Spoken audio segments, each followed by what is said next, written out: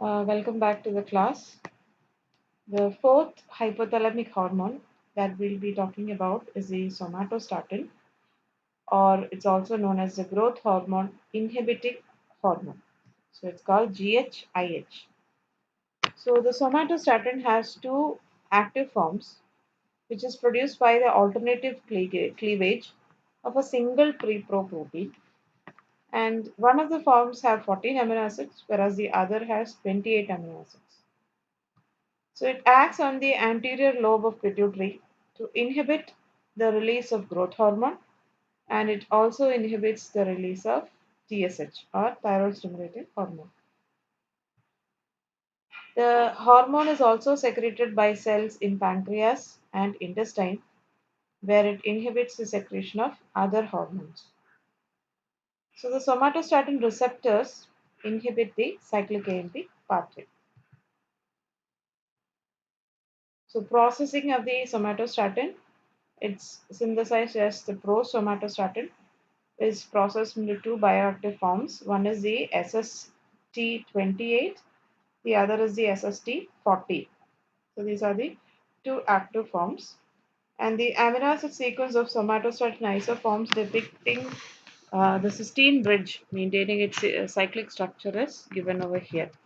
So there is a cysteine bridge or a disulfide bond over here. This is found in SST14, whereas in SST28 the position of the bond has slightly changed. This is the bond position that should be there. Cysteine, cysteine, right?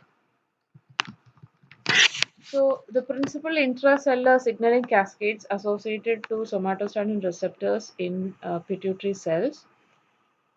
The somatostatin binds to somatostatin receptors, which inhibits adenyl cyclase, activates potassium channels, and or inhibits calcium channels.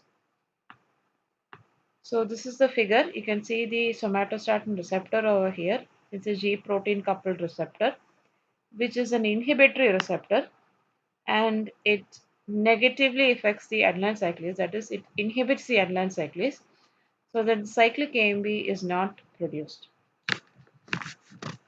But at the same time, it can activate. This is a positive effect. It can activate the potassium channel and the inhibit the calcium channel.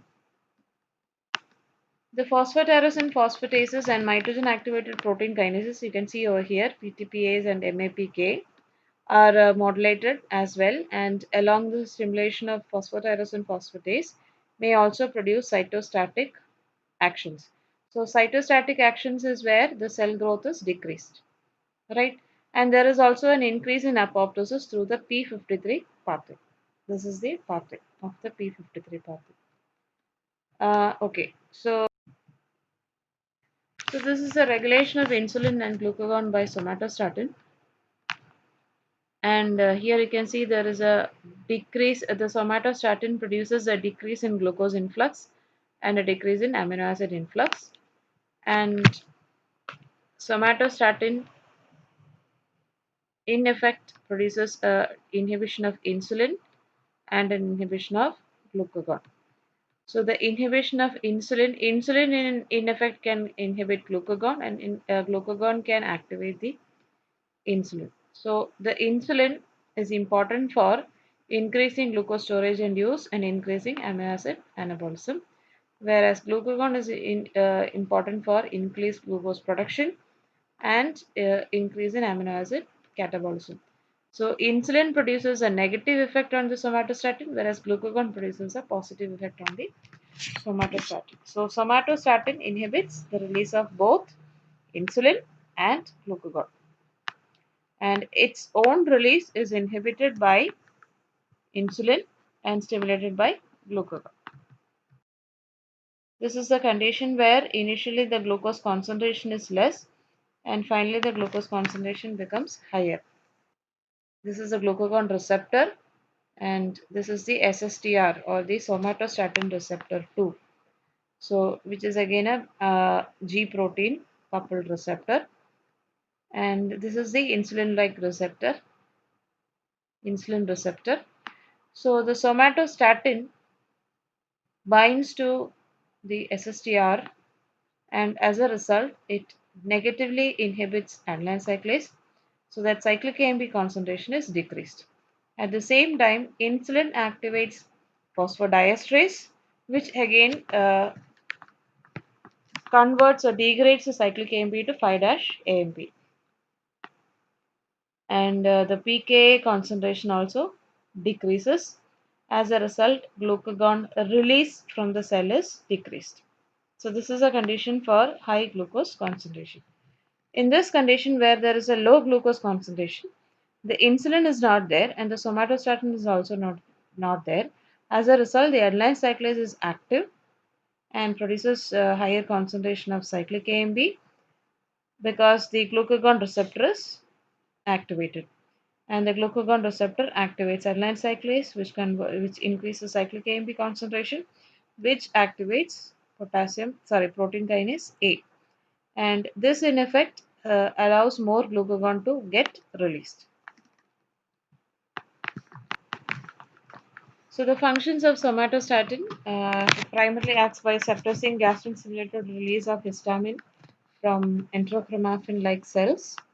So this is the ECL cells that you can see over here. So the somatostatin suppresses the ECL cell and it also inhibits gastrin.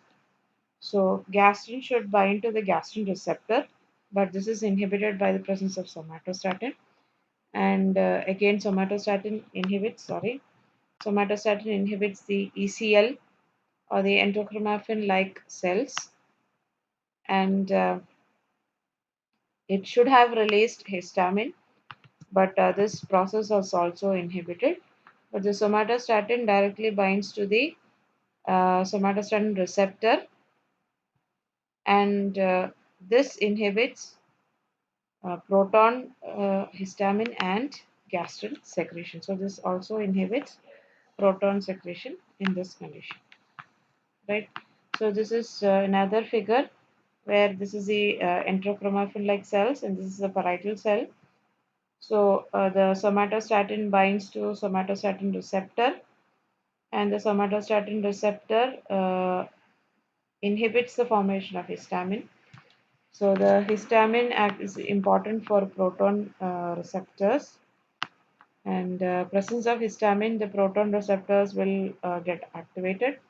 The gastrin, which arrives from the blood vessels, has a positive effect on the gastrin receptors, but somatostatin inhibits the gastrin receptor, and acetylcholine has a positive effect on the muscarinic receptors. And in presence of the somatostatin receptor activation by somatostatin, the proton release is blocked. So this was about somatostatin.